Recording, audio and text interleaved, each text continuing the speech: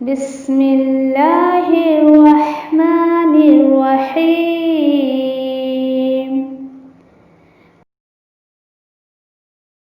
القرآن حیاتی. The Quran is my life, the way to connect with Allah subhanahu wa ta'ala.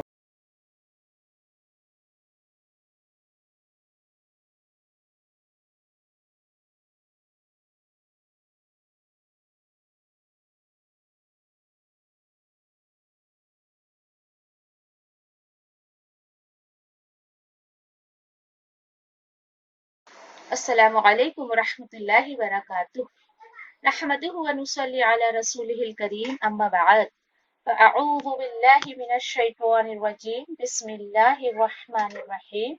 رب اشرح لی صدری ویسر لی امری واحلل عقدۃ من لسانی یفقہوا قولی. رب یسر ولا تعسر وتمم بالخیر وبک نستعین یا فتاح. رب زدنی علما اللہم فقہنا فی الدین. آمین یا رب العالمین. انشاءاللہ اللہ کی توفیق سے، اللہ کی مدد سے انشاءاللہ آج ہم جو ہے وہ سورۃ تکویر لیں گے انشاءاللہ. تکویر اس کا مطلب کیا ہوتا ہے؟ یہ لپیٹنا، اور یہ بھی ایک قیامت کے ناموں میں سے ایک نام ہے. الحمدللہ کافی کچھ قیامت کے تعلق سے جو ہمیں سیکھنے ملے گا انشاءاللہ. اور جیسے کہ میں نے شروع میں ہی آپ کو بتایا، یہ پورا سپارہ جو ہے، یہ پورا جو ہم جس کو پارا کہتے ہیں، اصل میں وہ سی پارا ہے. سی پارا فارسی ورڈ ہے، یہ اس کا مطلب ہوتا ہے پارٹس، اوکے، حصے. تو یہ پورا سپارہ جو ہے وہ ہمیں قیامت کے ارد گرد ہی گھومتا ہوا جو ہے وہ نظر آئے گا. تو انشاءاللہ یہ دیکھتے ہیں کہ ایک کامن جو میسج دیا جا رہا ہے کہ اللہ سبحانہ تعالیٰ فرما رہے ہیں کہ قیامت کے بارے میں کوئی مانے یا نہ مانے، قیامت تو ڈیفینیٹلی آ کر ہی رہے گی، ڈیفینیٹلی. پھر اس کے ساتھ ساتھ دیکھیے کہ اور کافی جو باتیں ہمیں انشاءاللہ بتائی جا رہی ہے کہ یہ جو قرآن ہے یہ اللہ سبحانہ تعالیٰ کا کلام ہے، نہ کہ نعوذ باللہ یہ شیطان کی طرف سے ہے. یعنی کچھ لوگوں کا ایسا ماننا تھا کہ نبی کریم صلی اللہ علیہ وسلم کے اوپر کچھ جنات آتے ہیں نعوذ باللہ، وہ کچھ لوگ ان کو پڑھا کے چلے جاتے ہیں، اور یہ کیسی کیسی باتیں کرتا ہے نعوذ باللہ، ایسے کہ جنت جہنم دوبارہ جی اٹھنے کی باتیں. تو یعنی بہت اس طریقے کی باتیں وہ نبی کریم صلی اللہ علیہ وسلم پر کچھ الزامات بھی لگاتے تھے کہ یہ مجنون ہو گئے ہیں، ان کے اوپر جنون آتا ہے، ہمارے بتوں کی اس پر جو ہے یعنی جھڑپ آ گئی ہے، نعوذ باللہ ایسی ایسی باتیں. تو دیکھیے یہ فیکٹ ہے. جب آپ لوگوں کو دیکھیے قیامت، آخرت، یہ سب غیب کی باتیں ہیں، لیکن اللہ سبحانہ تعالیٰ نے اپنی کتاب میں سب کچھ کھول کر رکھ دیا ہے. اور جب ایسی باتیں آپ لوگوں کے سامنے کریں گی اللہ کے کلام سے پڑھ کے، تو لوگ آپ کو بھی مجنون دیوانہ کہیں گے. اس کو کیا ہو گیا ہے؟ اس کو کیا ہو گیا ہے؟ نہیں دیکھیے، اگر لوگ سماج کے رنگ میں رنگتے نا تو ان کے اوپر کوئی انگلی نہیں اٹھاتا ہے.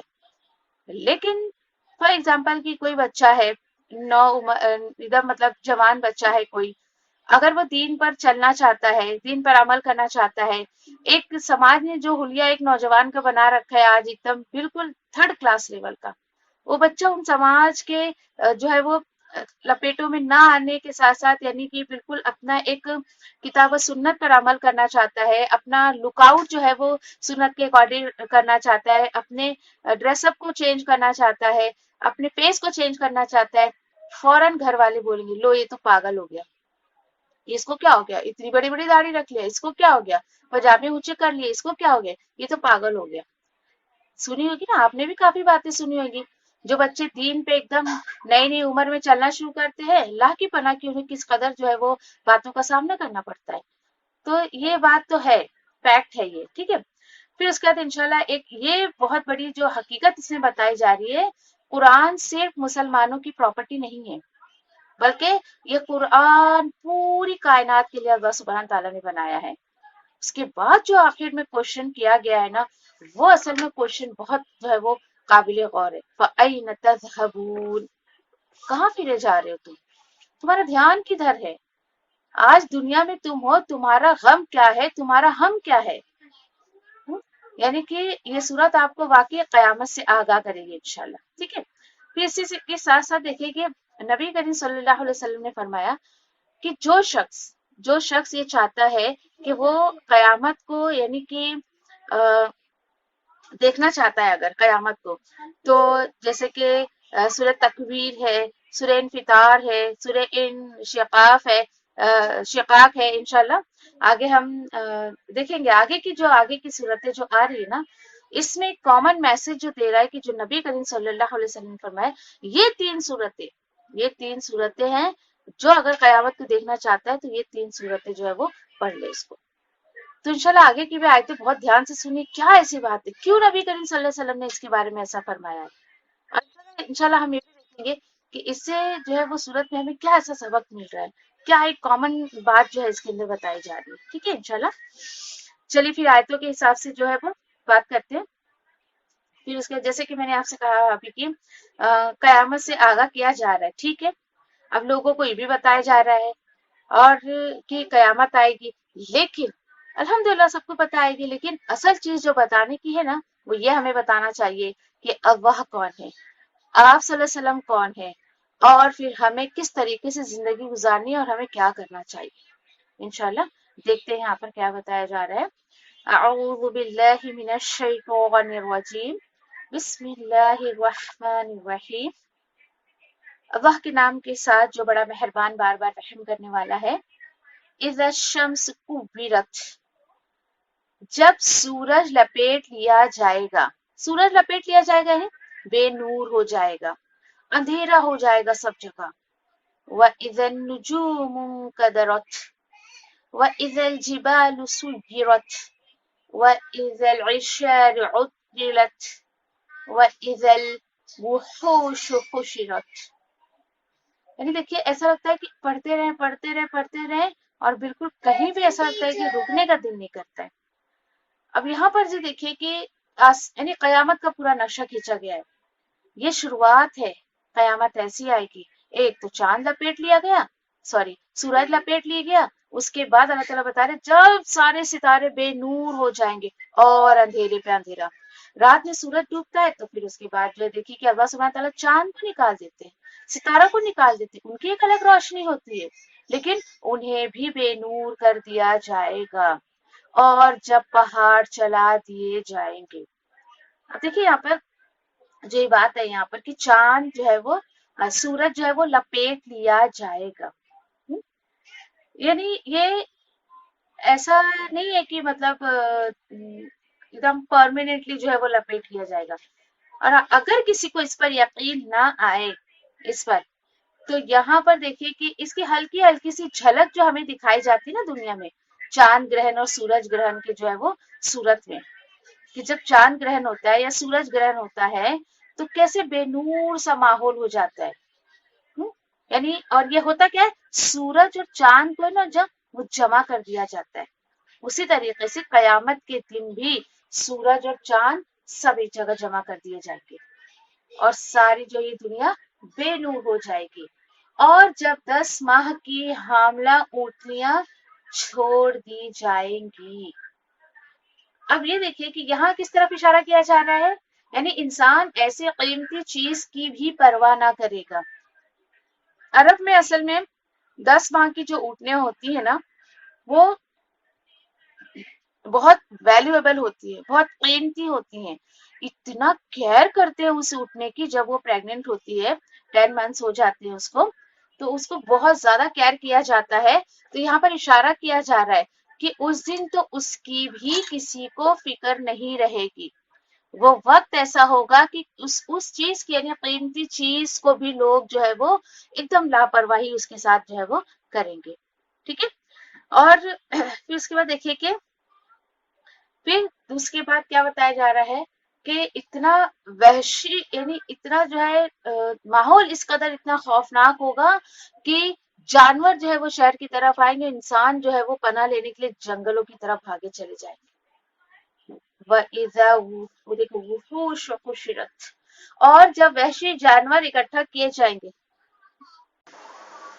مزید یہاں پر دیکھیے کہ آیت نمبر 6 میں کیا بتایا جا رہا ہے، اور جب سمندر بھڑکا دیے جائیں گے. اس کا مطلب کیا ہے، یعنی اس میں اللہ کے حکم سے آگ بھڑک اٹھے گی. ایسے کچھ ویڈیوز دیکھیے کہ آپ نے بھی دیکھنے میں آئی ہوگی، سمندر میں آگ بھڑک رہی ہے، اور اس طریقے کی دیکھیے کہ تھوڑے بہت دنیا میں بھی نا اللہ سبحانہ تعالیٰ ہمیں ایسے مناظر جو ہے وہ دکھاتے رہتے ہیں. سب ہولناکیاں یہ سب جو ہے وہ اشارے قیامت کے دیے جا رہی ہے کہ ڈیفینیٹلی ایسا ہوگا. اور جب جانیں جسموں سے ملا دی جائیں گی. دیکھیے انسان کے ساتھ یہ معاملہ اور کب ہوتا ہے؟ جب وہ ماں کے پیٹ میں آتا ہے، وہ دو جان کو ایک کر دیا جاتا ہے، پھر بچہ دنیا میں آتا ہے، اس کے بعد پھر اس کی ڈیتھ ہوتی ہے. اس کے بعد کیا ہوتا ہے؟ ڈیتھ ہوتی ہے تو جسم سے جان نکال دی جاتی ہے، جسم سے روح نکال دی جاتی ہے. لیکن اللہ سبحانہ تعالیٰ بتا رہے ہیں کہ قیامت کی دن واپس سے وہ جانیں اس کے جسموں میں ملا دی جائیں گے. اللہ. اس کے بعد کیا بتایا جا رہا ہے آیت نمبر 8 میں؟ وَإِذَا الْمَوْءُودَةُ سُئِلَتْ، اور جب زندہ گاڑی ہوئی لڑکی سے سوال کیا جائے گا. زندہ گاڑی ہوئی لڑکی سے سوال کیا جائے گا. دیکھیے کہ الحمدللہ آپ نے اگر دور جہالیت کے بارے میں پڑھا ہوگا. دور جہالیت مینس دا پیریڈ بیفور اسلام. دین اسلام غالب آنے سے پہلے کا جو پیریڈ تھا، جو وقت تھا، اس کو جو ہے وہ جاہلیت کہا جاتا ہے. تو جب یہ جو ہے یعنی اس ٹائم میں یعنی کہ یہ جو عرب کا جو معاشرہ تھا وہ بیٹیوں کو بہت زیادہ ناپسند کرتے تھے. وہ لوگ بیٹیاں پیدا ہوتے ہی زمین میں گاڑ دی جاتی تھی، اور کبھی کبھی تو یعنی کہ اور کیا وجہ ہوا کرتی تھی. تو اس کا جو ہم لوگوں کو جو لیسن ملا اس سے کہ اس کی وجہ یہ ہوا کرتی تھی. ان کا یہ ماننا تھا کہ دیکھیے یہ بڑی ہو کے تو ہمارے کسی کام کے لیے نہ یہ جنگ کر سکتی ہے، نہ جنگ میدان میں جا سکتی ہے، فزیکلی بھی بہت مطلب اتنے طاقتور نہیں ہے، اور الٹا اور ان کو زیور وغیرہ پہنا کر اور ان کے پیچھے خرچے کرو. یہ اگر آپ تھوڑا سا مطالعہ کریے قرآن کا پیچھے کی سپاروں کو تو آپ کو یہ سارے ریزنس ملیں گے. دوسرا یہ کہ بہت اپنے آپ میں ذلت محسوس کرتے تھے. کیوں؟ کیونکہ ابھی بیٹی ہے، پھر اس کی شادی ہوگی، پھر داماد آئے گا، داماد کو بہت رسپیکٹ دو، اس کے آگے جھکو. یہ اور اپنے آپ میں ان کو تکبر تھا، یہ کسی کے آگے جھکنا پسند نہیں کرتے تھے. تو ان کا یہ ماننا تھا نہیں داماد آئیں گے تو ان کی آؤ بھگت کرو، ان کی جی حضوری کرو، اور اس طریقے کی سوچ. اسی لیے تو دور جہالیت. تو ایک بات بتائیے، آج بھی کچھ لوگ اس سوچ کے ہیں جو بیٹیوں کو پسند نہیں کرتے ہیں. تو دیکھیے کتنی مطلب غلط بات ہے کہ یہ سوچتے تھے جنگوں میں کام نہیں آئیں گے، پھر اس طریقے سے یعنی بہت سارے. اللہ اکبر. اسی طریقے سے دیکھیے کہ نبی کریم صلی اللہ علیہ وسلم کے پاس ہے نا ایک شخص آیا اور یہ مطلب یہ کہنے لگے، قیس بن عاصم تھے یہ، مطلب وہ دور جہالت میں مطلب کہنے لگے کہ میں یا رسول اللہ میں نے اپنی 8 بیٹیوں کا جو ہے وہ قتل کیا ہے. 8 بیٹیاں جیسے جیسے پیدا ہوتی تھی میں نے انہیں جو ہے وہ ان کا قتل کر دیا ہے. تو یعنی کہ اب کیا کروں میں؟ دیکھیے جب ایمان لے آتے ہیں نا آدمی تو پیچھے کے بھی کچھ گناہ اس کو یاد آتے ہیں نا تو اپنی اصلاح کرنا چاہتا ہے. اور یعنی جب انہوں نے پوچھا کہ میں کیا کروں تو پھر وہ آپ صلی اللہ علیہ وسلم نے ان سے کہا کہ آپ جو ہے ایک کام کریے، آپ جو یا ایک ایک بیٹی کے بدلے میں ایک ایک غلام کو آزاد کریے. ایک ایک بیٹی کے بدلے میں آپ ایک ایک غلام کو آزاد کریے. تو انہوں نے کہا کہ میں تو اونٹوں والا ہوں، میں اونٹوں والا ہوں، یعنی کہ میرے پاس تو اونٹ ہے. تو نبی کریم صلی اللہ علیہ وسلم نے ان سے کہا اچھا ٹھیک ہے، آپ ایک ایک بیٹی کے عوض میں جو ہے وہ ایک ایک اونٹ قربان کر دیجیے. پھر بھی دیکھیے انسان کو اطمینان نہیں ہوتا ہے. ایمان ایسے ہی ہوتا ہے، فکر لگاتا ہے بندے کو اپنی کہ کس قدر فکر ہو جاتی ہے کہ میرے پیچھے جو گناہ ہے آگے وہ جو ہے بالکل وہ اثر نہ ہو مجھ پر، یعنی میں ایسا کوئی میرے کچھ اعمال ویسٹ نہ ہو جائے اس کے سے. لیکن نہیں، اللہ بہت زیادہ غفور الرحیم ہے. بندہ جب ایمان لے آتا ہے پچھلے سارے گناہ اس نے ایک دفعہ توبہ کر لی، پچھلے سارے گناہ جو اس کے معاف کر دیتے اللہ سبحانہ تعالیٰ. پھر اسی کے ساتھ ساتھ ایک صحابہ ایسے تھے وہ اچانک نہ بیٹھے بیٹھے رونے لگتے تھے اور نہ بے ہوش ہو جاتے تھے. بہت دنوں کے بعد لوگوں نے ان سے پوچھا کہ کیوں تمہارا حال ایسا ہوتا ہے، کیا بات ہے، کیا ماجرا ہے. تو پھر وہ یعنی اپنے بارے میں وہ کہتے ہیں کہ میں مطلب میری بیٹی ہوئی تھی دور جہالت نہیں، ایمان لانے سے پہلے کی بات ہے کہ بیٹی میری ہوئی تھی، میں نے فوراً تو اس کو مارا نہیں، فوراً تو اس کو زمین میں نہیں گاڑ دیا میں نے. لیکن جب تھوڑی سی وہ بڑی ہوئی تو مطلب مجھ سے رہا نہیں گیا، میں دیکھ نہیں پا رہا تھا اس کو، تو میں اس کو جنگل میں لے گیا. اچھا راستے میں لے جا رہا ہوں، وہ بہت آرام سے میرے ہاتھ کو پکڑ کر بڑے اعتماد سے، ویسے بھی دیکھیے بچے باپ ماں کے ساتھ اتنا سیفلی فیل کرتے ہیں اپنے آپ کو، اور وہ لے گئے. انہوں نے کہا کہ میں میرے ساتھ ساتھ چلی گئی. اور پھر اس کے بعد جب میں گڑھا کھود رہا تھا, گڑھا بنا رہا تھا اس کو دفنانے کے لیے, تو یعنی بس وہ پوچھے کہ ابا کیا کر رہے ہو, کیا کر رہے ہو, اور وہ مٹی میرے ساتھ گڑھے میں سے مٹی تک ہٹا رہی ہے, اور میرے بدن پہ جو مٹی آ رہی تھی اس کو تک صاف کر رہی ہے, وہ اس کے ننھے ننھے سے ہاتھ. اور جب میں اس کو دفنا کر اس میں گاڑ کے زندہ واپس جا رہا تھا, بس وہ ایک ہی جملہ بولی جا رہی ہے, ابا کہاں جا رہے ہو, کہاں جا رہے ہو. آج تک بولے کہ میرے کانوں میں اس کی آواز گونجتی ہے. اور یعنی کہ واقعی بہت یہاں پہ فکر اور غور کا مقام آپ دیکھیے کہ کیسے پاسٹ کے گناہ انہیں سارے یاد آ رہے تھے. تو وہ باتیں جب وہ سوچتے ہیں تو انہیں ایسا لگتا تھا کہ بالکل رو رو کے بالکل بے ہوش ہو جاتے تھے. وہ چیزیں ان کے دل پر اتنی اثر کر گئی تھی بعد میں, بہت ہی زیادہ. تو دیکھیے یہ بہت بڑی ان بچیوں کے لیے آنرشپ ہے کہ یہ اس چیز سے یہ پتا چل رہا ہے, دیکھیے کہ قیامت کے دن سب سے پہلے جو موقع دیا جائے گا نا بولنے کا کسی کو, وہ مظلوم ہوں گے. اور واقعی اس آیت پہ تو ایسا لگتا ہے مظلومیت کی انتہا ہو گئی. انسان کتنا ظالم. یہ اللہ کا شکر ہے کہ آج اس طریقے سے کوئی گاڑ تو نہیں دیتا اپنے بچوں کو جا کے. تو آج کے ٹائم پہ کیا کر رہے لوگ, دوسرے طریقے لوگوں نے جو ہے وہ نکال لیے ہیں. اور بیٹیوں کو آج بھی سماج میں کسی جگہ, میں یہ نہیں کہہ رہی کہ ساری جگہوں پر, کسی جگہ پر دیکھیے آج بھی بیٹیوں کو بہت زیادہ جو بوجھ سمجھا جاتا ہے. تو دیکھیے کہ جو بھی بچے آتے ہیں وہ سب اپنے اپنے نصیب کا لے کر آتے ہیں. اور بیٹی ہونا یہ کوئی بری بات نہیں ہے. کچھ ساس اپنی بہوؤں کو ٹون کرتی ہیں, گھر والے جینا حرام کر دیتے, یہ تو صرف بیٹیاں ہی پیدا کرتے رہتی. خدا اس میں اس کی کیا غلطی ہے. اللہ سبحانہ تعالیٰ کے بعد اس کے شوہر کے اختیار میں رہتا ہے, عورت کے اختیار میں کچھ نہیں ہے. الحمدللہ تھوڑی بہت سائنس آپ میں سے جو لوگ بھی جانتے ہوں گے نا تو انہیں پتا ہوگا. یہ اس بچے سے کیا پوچھا جائے گا, آیت نمبر 9 میں اللہ تعالیٰ بتا رہے ہیں کہ اس بچے سے پوچھا جائے گا کہ کس گناہ کی وجہ سے وہ قتل کی گئی. دیکھیے اللہ نوز ایوری تھنگ, اللہ کو تو سب پتا ہے, لیکن پھر بھی اللہ سبحانہ تعالیٰ اس بچے کو بھی بولنے کا موقع دیں گے. آج کیا ٹیکنالوجی انسانوں نے جو ہے وہ اپنا لی ہے, بتائیے ذرا. کہ آج الٹرا ساؤنڈ کرواتے, سونوگرافی کرواتے, بچی ہے وہیں پر ابورٹ کر دیتے. آج الگ ہی کچھ ٹیکنالوجی آ گئی ہے. پہلے لوگ جو ہے وہ پیدا ہونے کے بعد جو ہے وہ اس طریقے سے ختم کر دیتے, آج تو پیدا ہونے سے پہلے ہی بچے کو ختم کر دیتے. تو یقین رکھیے یہ اللہ سبحانہ تعالیٰ اپنی سچی کتاب میں اس چیز کو بتا رہے ہیں. تو ڈیفینیٹلی اس بچی سے پوچھا جائے گا, ایسا کوئی کرتا ہے تو آپ پلیز انہیں جو ہے وہ سمجھائیے ان آیتوں کا ریفرنس دے کر کہ ایسا نہیں کرنا چاہیے. ٹھیک ہے. اس کے بعد آیت نمبر 10 میں کیا بتایا جا رہا ہے, اللہ تعالیٰ بتا رہے ہیں اور جب اعمال نامے کھول دیے جائیں گے, اعمال نامے کھول دیے جائیں گے, سب کو پتا چل جائے گا. کوئی یہ نہ سوچے کہ میں نے چھپ کے کچھ گناہ کر لیا تو کسی کو نہیں پتا چلا, نہیں. اللہ سبحانہ تعالیٰ سب کچھ جو ہے وہ ریکارڈ کر کے رکھ رہے ہیں. پھر اس کے بعد اور کیا ہوگا, اور اس دن ہوگا اور جب آسمان کی کھال کھینچ کر اتار لی جائے گی. آسمان کی کھال کھینچ کر اتار لی جائے گی مطلب کیا ہے کہ یہ جو نارملی ہمیں آسمان نظر آ رہا ہے یہ اس طریقے سے نہیں رہے گا.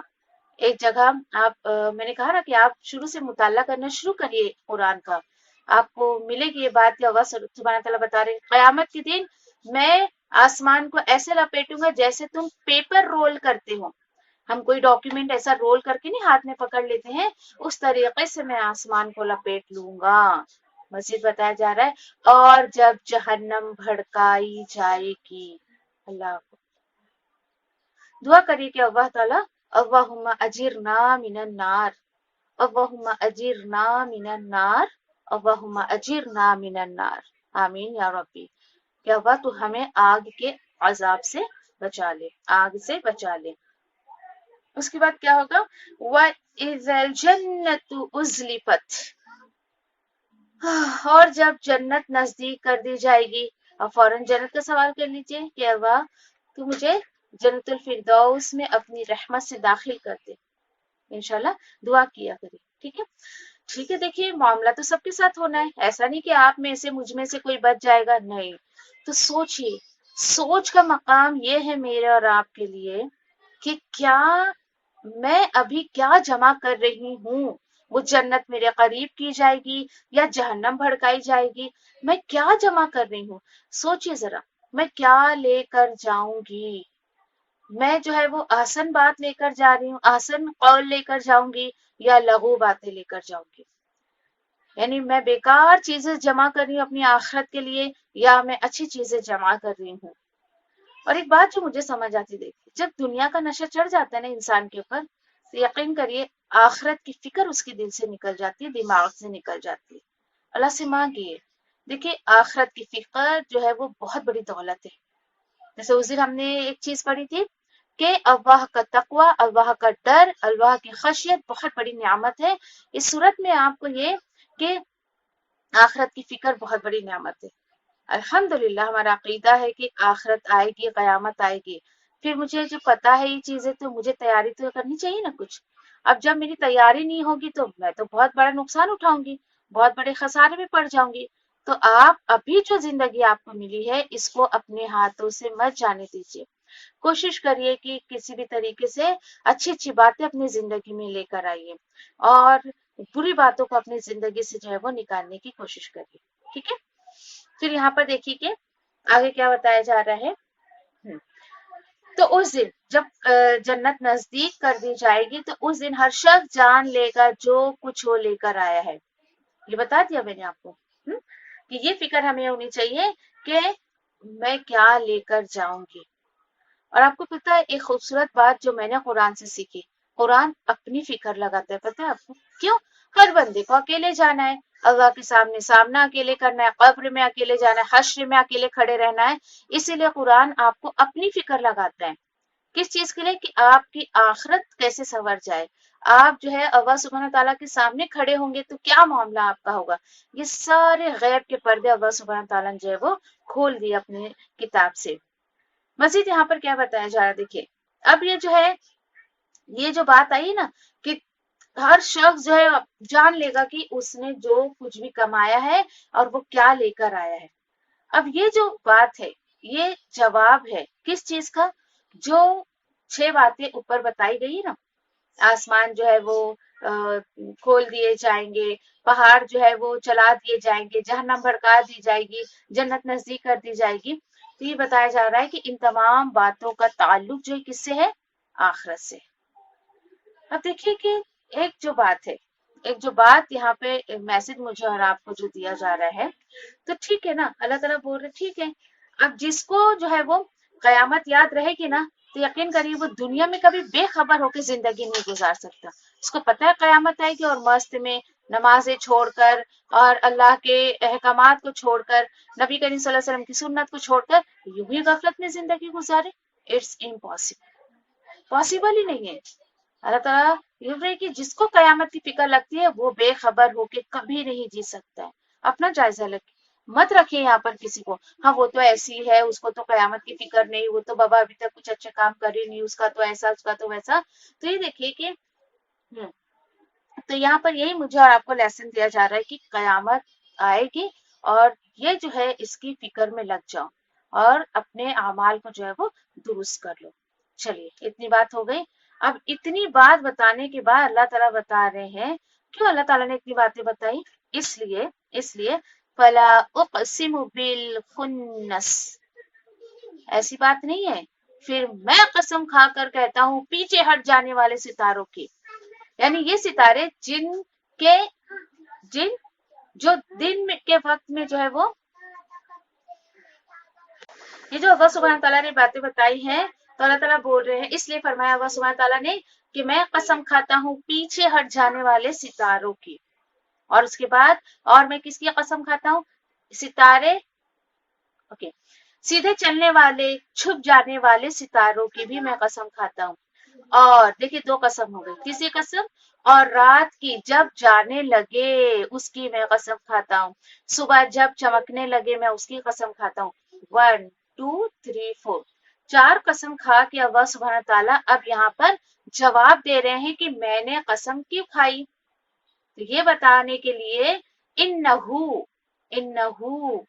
بے شک یہ قرآن، ٹھیک ہے یہ جواب قسم ہے، بے شک یہ قرآن لقول رسول کریم، یہ قرآن اللہ کا کلام ہے اور یہ بہت معجز عزت والے فرشتے کا لایا ہوا ہے، یعنی جبریل امین، جبریل علیہ السلام کی طرف اشارہ کر رہا ہوا سبحانہ تعالیٰ، کیونکہ نعوذ باللہ یہ لوگ جو تھے، اہل مکہ جو تھے، یہ نبی کریم صلی اللہ علیہ وسلم پر الزام رکھتے تھے، جبریل علیہ السلام پر الزام رکھتے تھے کہ انہوں نے ہمارے ساتھ دھوکہ کیا، چونکہ بنی اسرائیل سے جو ہے وہ ساری نبوت آئی ہے، تو نعوذ باللہ انہوں نے جو ہے وہ ہمارے ساتھ نعوذ باللہ غداری کی کہ یہ بنی اسماعیل میں جا کر انہوں نے جو ہے نبوت دے دی۔ استغفر اللہ، یہ اتنا بڑا بلیم، اتنی بڑا الزام جو ہے وہ جبریل علیہ السلام پر لگاتے تھے، تو اسی لیے اللہ تعالیٰ بول رہے نہیں نہیں، وہ تو بہت رسول کریم ہے،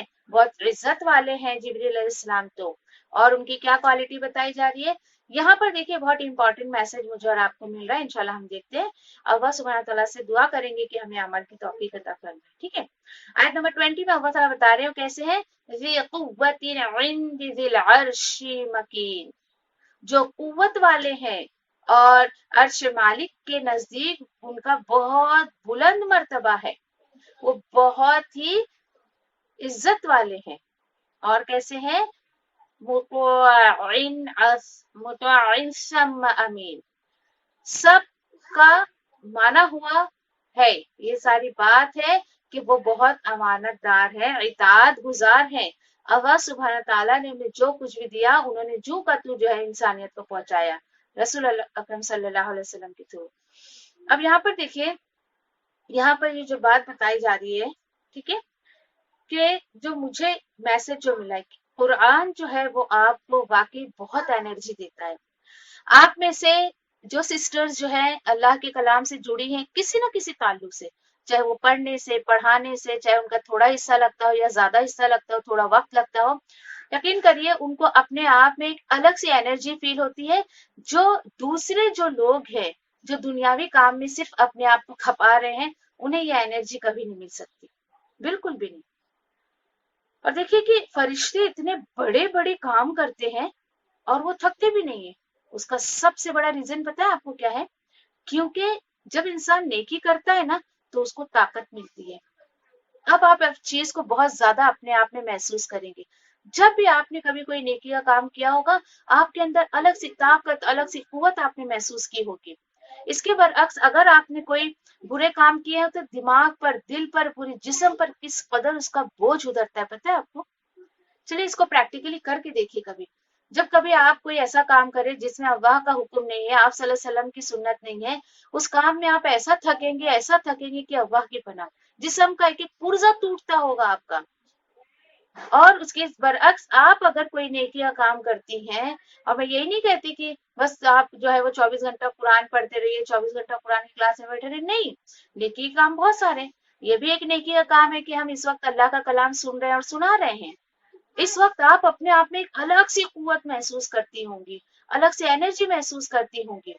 اور آپ میں سے کتنے لوگوں کو 3 بجنے کا انتظار ہوتا ہوگا، گھڑی دیکھتی ہوں گی بار بار کب 3 بجے گا، تو یہ ایمان کی نشانی ہے کہ آپ انتظار کرتی ہیں کب میرے کانوں میں اللہ کا کلام پڑے، اور اس آپ محسوس کریے، ابھی آپ کے پاس آدھا دن پڑا ہوا ہے، آپ محسوس کریں گے کہ واقعی اللہ کے کلام کو سننے کے بعد میرے جسم میں ایک الگ سی طاقت آ جاتی ہے، اور بہت زیادہ پھر ہمیں نیکی کرنے کا دل کرتا ہے، کیونکہ نیکی بھی انسان کرے گا، اس کا جسم ایک دم فٹ اینڈ فائن ہوگا، جبھی تو اس کو نیکی کرنے میں مزہ آئے گا نا، یوں ہی تھوڑی نیکی کرنے میں مزہ آ جائے گا۔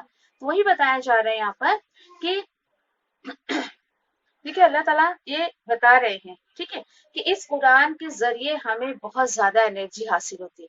الحمدللہ میں تو کہتی کہ اس آیت کو میں نے اپنی زندگی میں 101% جو ہے وہ ایک دم شور ہوتے ہوئے دیکھا ہے۔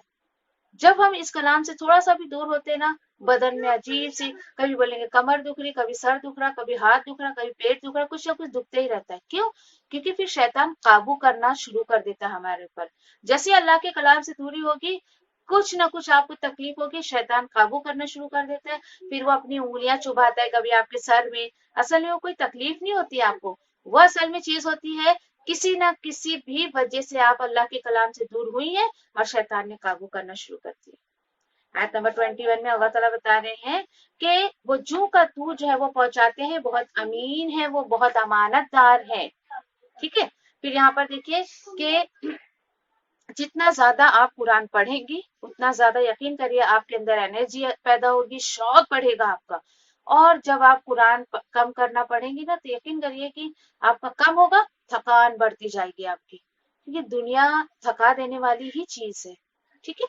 اچھا، پھر اس کے بعد دیکھیے آپ یہاں پر آخر میں بتایا جا رہا ہے آیت نمبر 22 میں وَمَا صَاحِبُكُم بِمَجْنُونٍ، اور یہ تمہارا ساتھی دیوانہ نہیں ہے. یہ اہل مکہ کو کہا جا رہا ہے، یہ کم اہل مکہ کے لیے گئے. یہاں صاحب کون ہے؟ نبی کریم صلی اللہ علیہ وسلم، کہ جس طریقے سے جب وہ آخرت کی، جنت کی، دوبارہ جی اٹھنے کی باتیں کرتے تھے تو نعوذ باللہ ثم نعوذ باللہ، تو نبی کریم صلی اللہ علیہ وسلم کو کہتے تھے ارے یہ دیوانہ ہو گیا ہے، پاگل ہو گیا، یہ تو شاعر ہے، یہ تو ایسا ہے، نعوذ باللہ استغفر اللہ. دل دکھتا ہے ایسی آیتوں پہ. قدر نہیں کی ان لوگوں نے نبی کریم صلی اللہ علیہ وسلم کی. اللہ تعالیٰ آیت نمبر 23 میں بتا رہے وَلَقَدْ رَآهُ بِالْأُفُقِ الْمُبِينِ، اور اس نے یعنی نبی کریم صلی اللہ علیہ وسلم نے اس کو یعنی فرشتے یعنی جبریل علیہ السلام کو کھلے آسمان کے کنارے پر دیکھا، اور وہ بھی اصل شکل. یہ ایک موقع تھا، نبی کریم صلی اللہ علیہ وسلم نے اپنی زندگی میں جبریل علیہ السلام کو 2 مرتبہ اصل شکل میں دیکھے. نہیں تو نارمل انسانی شکل میں فرشتے آتے ہیں. ایک تو یہ موقع تھا، اور ایک موقع کون سا تھا؟ ایک موقع جب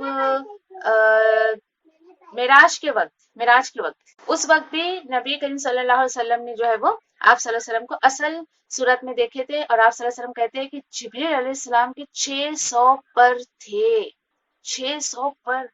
سوچے کیا ان کے جب یعنی کہ ایسا آتا ہے روایتوں میں کہ ان کے پر اتنے بڑے بڑے کہ اگر وہ ایک پر اپنا اگر ویسٹ کی طرف مارے تو پوری دنیا کو کور کر لے گا، اور اگر ایسٹ کی طرف اپنے پیر کو پھیلائے تو ایسٹ پورا کور کر لے گا. سبحان اللہ و بحمدہ، اللہ کی تعریف ہے جس رب نے ایسے مخلوق کو بنایا ہے نا. تو جو ہے وہ اللہ سبحانہ تعالیٰ کی ہمیں تعریف بیان کرنی چاہیے. مزید کیا بتایا جا رہا ہے وَمَا هُوَ عَلَى الْغَيْبِ بِضَنِينٍ، اور وہ غیب کی باتوں کو بتانے میں بخیل بھی نہیں ہے. دیکھیے تعریف بیان کی جا رہی ہے یہاں پہ جبریل علیہ السلام کی، کہ جبریل علیہ السلام نے کچھ بھی نہیں چھپائے، اور نہ اپنی طرف سے انہوں نے کچھ زیادہ کر کے جو ہے وہ انبیاءوں کو، رسولوں کو بتائے. وَمَا هُوَ بِقَوْلِ شَيْطَانٍ رَجِيمٍ، اور یہ قرآن شیطان مردود کا کلام نہیں ہے. اس چیز کی اللہ سبحانہ تعالیٰ نے گواہی دیتی. الحمدللہ. پھر اس کے بعد دیکھیے کہ پوری سورت کا جو نچوڑ ہے، اتنی فضیلت جو ہے اللہ کے کلام کی بتا دینے کے بعد اب مجھ سے اور آپ سے ایک سوال کیا جا رہا ہے. میں آپ سے کہوں گی بہت دھیان سے سنیے آپ. سوال کیا ہے؟ فَأَيْنَ تَذْهَبُونَ، کہاں تمہارا جو ہے وہ دھیان ہے، کہاں تم جو ہے وہ کدھر چلے جا رہے ہو؟ تمہاری توجہ کہاں ہے، تمہارا دھیان کہاں ہے؟ اب اس کا مطلب کیا پتا آپ کو؟ یعنی یہ جو بات ایسی ایک کوشچن اللہ سبحانہ تعالیٰ انسان سے کر رہے ہیں، یعنی تم اس کو کیوں نہیں مان رہے ہو، کیوں اس سے منہ موڑ رہے ہو اس اللہ کی کتاب سے، اور کیوں نہیں تم جو ہے نبی کریم صلی اللہ علیہ وسلم کو فالو کرتے ہو؟ کیونکہ نبی کریم صلی اللہ علیہ وسلم نے تو خود قرآن کو فالو کیا. تو تمہارا چہرہ کدھر ہے، تم کس ڈائریکشن میں جا رہے ہو؟ اور اگر عام زبان میں الفاظ میں آپ سے کہوں تو یہ مجھ سے اور آپ سے سوال کیا جا رہا ہے کہ یہ ہماری زندگی جو گزارنے کی طرف اشارہ کیا جا رہا ہے، تم کس کے طریقے پہ زندگی گزار رہے ہو؟ کیا تم صحابیات کے طریقے پہ زندگی گزار رہے ہو؟ حضرت فاطمہ رضی اللہ تعالیٰ عنہ، حضرت خدیجہ رضی اللہ تعالیٰ عنہ، کیا تم ان کے جو ہے وہ طریقے پر زندگی گزار رہے ہو، یا آج کل کے ٹی وی ایکٹریس اور فلم ایکٹریس کے جو ہے وہ اس کے طریقے پہ زندگی گزار رہے ہو؟ کون ہے تمہارا رول ماڈل؟ مجھ سے اور آپ سے یہ سوال کیا جا رہا ہے اس آیت میں. چلیے جواب آپ کو ڈھونڈیے، میں کس کو فالو کر رہی ہوں، میں کس کے نقش و قدم پہ چل رہی ہوں. صحابیات تو ایسی نہیں تھی. آج جو حال حلیہ میرا ہے، آج جو طریقے میں نے اپنائے ہیں، ایسے تو بالکل بھی نہیں تھے وہ. اور یقین کریے افسوس ہوتا ہے آج کی جو بچیوں کو دیکھ کر کہ وہ کس کے نقش و قدم پہ چل رہی ہیں. تو یہ تو ہماری پھر سمجھے کہ کوتاہی یا غلطی ہے کہ ہم نے جو ہے وہ صحیح تعلیمات اپنے بچوں کو نہیں دیے. بالکل بھی نہیں. دیکھیے اگر آپ بچوں کو اللہ کی کتاب سے نبی کریم صلی اللہ علیہ وسلم کی سنت سے نہیں جوڑیں گی تو وہ بچیاں میڈیا کی ہو کر رہ جائیں گی. کوئی مجھے بتا رہا تھا کہ کسی کے ہاں جانا ہوا ان کا مسلم فیملی ہے, وہ گئی تو جاتے ہی ان کے گھر کی بچی نے جو ہے ان کے پیر چھوئے اور انہوں نے کہا کہ تم نے ایسا کیوں کیا؟ تو پتہ نہیں کسی ٹی وی ایکٹریس کا سیریل ایکٹریس کا نام لے کے بتا لے کہ ارے وہ بھی تو ایسی کرتی ہیں, ان کے ہاں کوئی آتا ہے تو وہ ایسی کرتی ہیں. بہت افسوس کی بات ہے کہ یہ دیکھیے کہ ٹھیک ہے یہ ادب وہ وہاں سے سیکھ رہی ہیں, انہیں یہ پتا ہے کہ گھر میں کوئی مہمان ہے تو پیر چھو کے ان کو سلام کرو, یہ کیا طریقہ ہے, یہ کیا طریقہ ہے؟ تو سوچنے کی بات ہے. وہ سوچتی ہیں یہ بہت آئیڈیل ہے, بہت ایسے ویسے, تو ہاں چلو ہم ان کو فالو کر لیں, تو ایسا مت کریے, ٹھیک ہے. تو کوشش کریے کسی بھی حد تک جو ہے وہ یعنی کہ اپنے بچوں کو کتاب و سنت سے جوڑنے کی جو ہے وہ کوشش کریے انشاءاللہ, ٹھیک ہے. ٹھیک ہے, یہ سوال کرنے کے بعد اب آگے جو مجھے اور آپ کو میسج دیا جا رہا ہے نا کہ ٹھیک ہے اب تمہاری آنکھیں کھل گئی ہے, تم اپنی زندگی گزارنے کا ڈھنگ, اس کا رخ اگر سیدھا کرنا چاہتے ہو تو دیکھیے اللہ سبحانہ تعالیٰ نے مجھے اللہ کے کلام کی یہ خوبصورتی بہت پسند آتی ہے, یہ مزاج اتنا پسند آتا ہے کہ اللہ سبحانہ تعالیٰ نے کہیں پر بھی آدھی ادھوری بات نہیں چھوڑے ہیں. ٹھیک ہے, مجھے اور آپ کو احساس ہو گیا ہے کہ میری زندگی کہاں پھری جا رہی ہے. اللہ سبحانہ تعالیٰ بتا رہے رخ کیسے سیدھا ہوگا تمہارا وے آف لائف, تمہارا لائف اسٹائل کس طریقے سے سیدھا ہوگا, کس طریقے سے سدھرے گا. ان ہوا الا ذکر للعالمین, بس یہی ہے یہ قرآن نہیں, یہ قرآن مگر ایک ذکر ہے تمام جہان والوں کے لیے. تو کیا پتہ چلا, قرآن ایک واحد جو ہے, ایک واحد چیز ہے کہ جس کو آپ پکڑ کر اپنی زندگی کا رخ جو ہے وہ سیدھا کر سکتی ہے. اپنے لائف اسٹائل کو قرآن سے جو ہے وہ سیکھنے کی کوشش کریں انشاءاللہ. یہ مجھے اور آپ کو جواب مل گیا.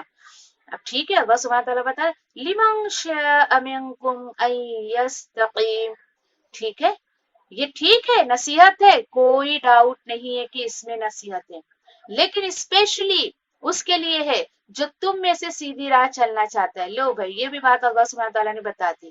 کیا پتہ چلا, اس کو جو اپنے لیے رہنما بنائے گا یہ صرف اسی کی رہنمائی کرتا ہے.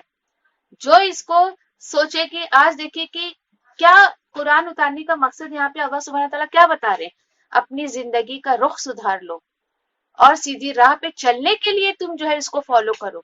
تم سیدھی راہ پہ چلنے کی نیت سے اس کو پڑھو گے, ہدایت کے جذبے سے ہدایت کی نیت سے پڑھو گے تو ڈیفینیٹلی تم کو ہدایت ملے گی. لیکن افسوس, بہت افسوس کی بات کہ کچھ مسلمانوں نے اس کو جو ہے کیا ذریعہ بنا لیا, مردے پہ پڑھو, اس کا وظیفہ کر لو, پانی میں گھول کے پی لو, یا پھر بیٹی کی شادی تو سر پہ سے گزار لو, یا تو رمضان میں پڑھ لو, بس ختم.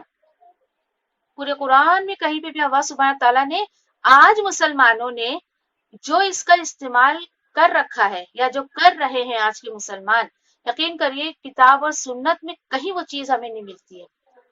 کہیں پہ بھی ایک آیت آپ کو پورے قرآن میں نہیں ملے گی کہ تم اس کو پڑھتے رہو میں تمہیں ثواب دیتا رہوں گا, پڑھتے رہو ثواب دیتا رہوں گا, کہیں پر بھی نہیں ملتا ہے. ہاں لیکن آپ صلی اللہ علیہ وسلم کے ایک قول کے مطابق ملتا ہے کہ ہر حرف پر 10 نیکیاں ہیں, لیکن ایسے تھوڑی 10 نیکیاں ملیں گے. آپ اس پر غور و فکر کریے, کیوں اللہ سبحانہ تعالیٰ نے اس کتاب کو اتارا ہے.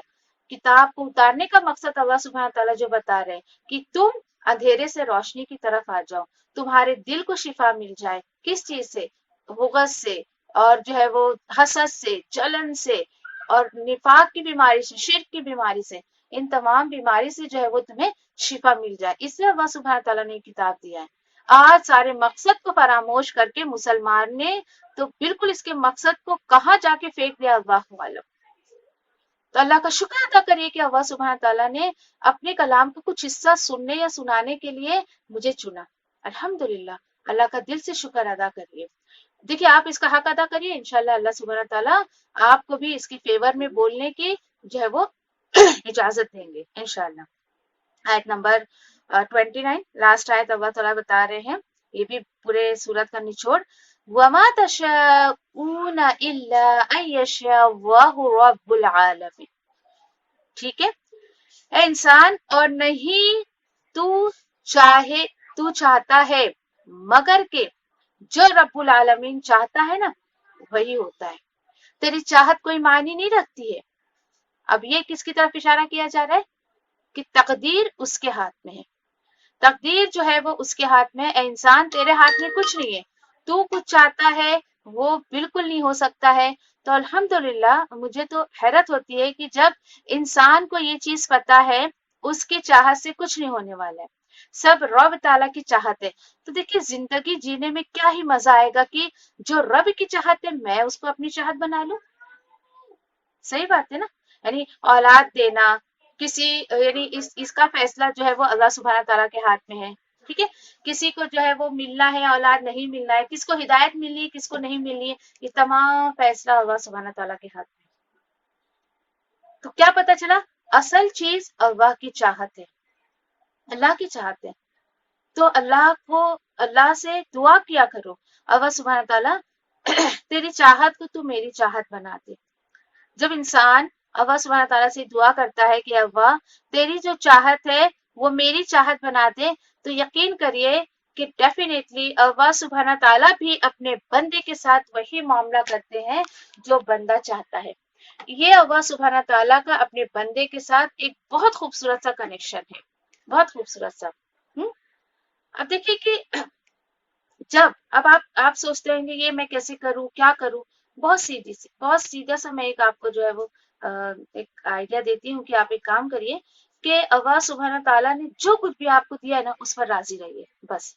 जब क्या होता है पता है, अल्लाह सुब्हाना ताला ने जो कुछ भी हमें दिया है, चाहे वो माल हो औलाद हो घर हो जॉब हो, कोई भी नियामत आप सोच लीजिए अल्लाह सुब्हाना ताला की, अगर आप उसके ऊपर राजी नहीं होती ना, तो यकीन करिए दुनिया का सबसे बड़ा गम ये कि वो खुश नहीं रहता बंदा जिंदगी में, खुशी उसकी जिंदगी में नहीं रहती। हालांकि जाहिरी तो सारे लोगों को लगेगा इसको कमी किस चीज की है, घर है बंगला है शौहर है बच्चे हैं, इतना जेवरों में लदी पड़ी है सब कुछ है इसके पास, इसको खुशी क्यों नहीं होती है? वो इसलिए खुशी नहीं होती है दुनिया की नियामतों से भी क्योंकि वो राजी नहीं होती है अल्लाह से, अल्लाह की रजा पे राजी नहीं होती है। जो बंदा अल्लाह की रजा पे राजी नहीं होता है तो ये डेफिनेटली वो कभी जिंदगी में खुश नहीं हो सकते। और खुश ना रहने की और क्या ये है वजह कि इंसान जो दूसरों से एक्सपेक्टेशन करने लगता है, एक्सपेक्टेशन करने लगता है कि बहुत ज्यादा सोचने लगता है दूसरों के बारे में, वो मेरे लिए ऐसा है मैं तो उसके बगैर रह नहीं सकती, मैं तो उसके बगैर जी नहीं सकती, ये ऐसी ऐसी बातें करना चाहिए किसी से भी। तो एक वो चीज आप लोगों से छोड़ दीजिए, फिर इंशाल्लाह आप बहुत खुश रहेंगे, अल्लाह की रजा पे राजी रहेंगी। फिर यकीन करिए कि फिर वो एक शेर है ना कि कहते खुदी को कर बुलंद इतना कि हर तकदीर से पहले ना खुदा बंदे से खुद पूछे बता तेरी रजा क्या है। हमें अल्लाह सुब्हाना ताला के अहकामात पे ऐसा चलना है, ऐसा चलना है कि मैं दुआ मांगू और अल्लाह सुब्हाना ताला उसको कबूल कर ले। तो ये कब होगा, जब आप अल्लाह की रजा पे राजी होती है। क्यों मैं ऐसा कह रही हूँ, क्योंकि देखिए फिर उसमें आपने कुछ मांगा अल्लाह सुब्हाना ताला से, अगर वो आपको अता नहीं हुआ तो आपका दिल मुतमईन रहेगा, सो व्हाट, मैं तो अल्लाह सुब्हाना ताला पे पूरा बिलीव करती हूँ, मैं तो राजी हूँ अल्लाह सुब्हाना ताला से, अगर अल्लाह सुब्हाना ताला ने मुझे चीज नहीं दी तो इसमें मेरी ही खैर होगी। फिर ये सोच बंदे की पॉजिटिव होती जाती है, उसके ईमान में इजाफा होता है और अल्लाह की रजा बहुत बड़ी नियामत है। मांगिए उससे कि अल्लाह मैं तुझसे राजी हूँ, कभी तू मुझे भी तो खुशखबरी दे कि तू भी मुझसे राजी है। अल्लाह मैंने तुझे अपना दोस्त बना लिया, तू भी तो अपना दोस्त बना लेना। यकीन करिए कि आप में से जो लोग अभी अल्लाह से बात करना नहीं शुरू करे ना, आप अल्लाह सुब्हान ताला से बात करना शुरू करिए। ऐसे लोगों के सामने नहीं कि अकेले जाके बड़बड़ बड़बड़ करे बोलेंगे पागल हो गई है ये। नहीं, आप नमाज के बाद बैठती है ना, चुपके अल्लाह से बात किया करो। देखिए अल्लाह सुब्हान ताला तो दिलों की बात को भी सुन लेते हैं, हम जो सोचते हैं वो भी, जो नहीं सोचते वो भी। दिल ही दिल में अल्लाह से बात किया करो। आज आप देखिए आप असर की नमाज अभी पढ़ेंगी, चुपके आपको जो बातें करनी है किसी से मत करिए। जब हम देखिए कि लोगों से ज्यादा बात करना शुरू करते ना, यकीन करिए अल्लाह से दूरी हो जाती है। फिर हम अल्लाह से हमें ना अब बोलेंगे ओहो मेरे पास तो कुछ है ही नहीं अल्लाह से बात करने के लिए, अब मैं अल्लाह से क्या बात करूं। ऐसा ये कोशिश करिए, बोले कि अल्लाह मुझे तू अपना दोस्त बना ले, मैंने तुझे अपना दोस्त बना लिया। और देखिए जब मुझसे कोई पूछता है तो मैं तो यही कहती हूँ मेरा बेस्ट फ्रेंड तो सिर्फ अल्लाह सुब्हाना ताला है, कोई भी मेरा बेस्ट फ्रेंड नहीं सिवा अल्लाह सुब्हाना ताला के। کیونکہ جو باتیں میں اللہ سبحانہ تعالیٰ سے کر لیتی ہوں میں کسی سے نہیں کرتی ہوں، اس لیے تو اب میں لوگوں سے زیادہ بات نہیں کرتی ہوں، میری اتنی عادت بن گئی ہے اللہ سبحانہ تعالیٰ سے بات کرنے کی کہ اب میں نے لوگوں سے بات کرنا بالکل نہ کے برابر کر دیا، نہ کے برابر۔ لوگ سوچتے ہیں مجھے کال کرنے کو بھی کہ ان کو کال کر رہے ابھی نہیں کر رہے، تو ایسی بات نہیں، کوئی کرتا ہے تو بات بھی کر لیتی ہوں۔ تو اللہ سبحانہ تعالیٰ سے دعا کریے کہ اللہ تو مجھے اپنا دوست بنا لے، اور دیکھیے کہ کتنی خوبصورت بات ہے نا، اللہ سبحانہ تعالیٰ جس کے دوست بن جائے تو پھر اس کو اور کیا چاہیے۔ مانگے، یہ چیزیں مانگنے سے ملتی ہیں، کیونکہ یہ دیکھیے کامن نعمتیں نہیں ہیں، یہ بہت اسپیشل نعمتیں ہیں۔ کامن نعمتیں تو دنیا کی چیزیں تو صرف اللہ سبحانہ تعالیٰ فری آف کاسٹ دے دیتے ہیں، جو اس کو مان رہا ہے اس کو بھی، جو نہیں مان رہا اس کو بھی۔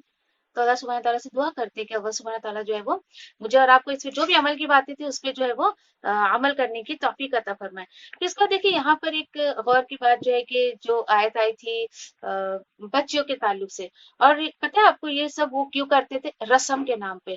آج یہی حال، آج کے لوگوں کا بھی یہی حال ہے کہ دیکھیے رسم کے نام پر اتنے خرچ کر دیں گے، اتنے خرچ کر دیں گے، اور کتنے کام، بڑے بڑے کام کر لیں گے، انہیں کچھ فرق نہیں پڑتا ہے، برا بھی نہیں لگتا ہے، برے برے کام کر لیں گے۔ اللہ اکبر۔ مجھے جو ایک بات سمجھ آئی نا، بہت آپ اس کو نوٹ کر لیجئے کہیں اس بات کو۔ دیکھیے انسان کے دماغ پر جو ہے نا، سماج کے رسموں کا جو ہے اللہ کے حکم سے زیادہ جو ہے اثر کرتی ہے، سماج کے رسم زیادہ اثر کرتی ہے انسانوں کے دماغ پر بنسبت اللہ کے حکم پہ۔ تو کوشش کریے، اللہ سبحانہ تعالیٰ سے دعا کریے کہ اللہ سبحانہ تعالیٰ جو ہے وہ مجھے اور آپ کو عمل کی توفیق عطا فرمائے، اپنے کلام سے جوڑے رکھے، زیادہ سے زیادہ ہمیں جو ہے اس کو پڑھ کر سمجھنے کی، اور سب سے بڑی بات عمل کی توفیق عطا فرمائے۔ انشاءاللہ اللہ سبحانہ تعالیٰ مجھے کہنے سننے سے زیادہ آپ کو اور مجھے عمل کی توفیق عطا فرمائے۔ وآخر دعوانی یعنی الحمدللہ رب العالمین۔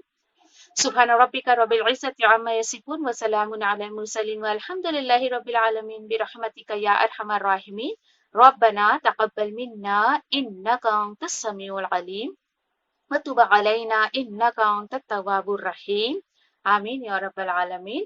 اللہم اجعل القرآن ربیع قلبی ونور صدری وجلاء حزنی وذهاب ہمی وغمی۔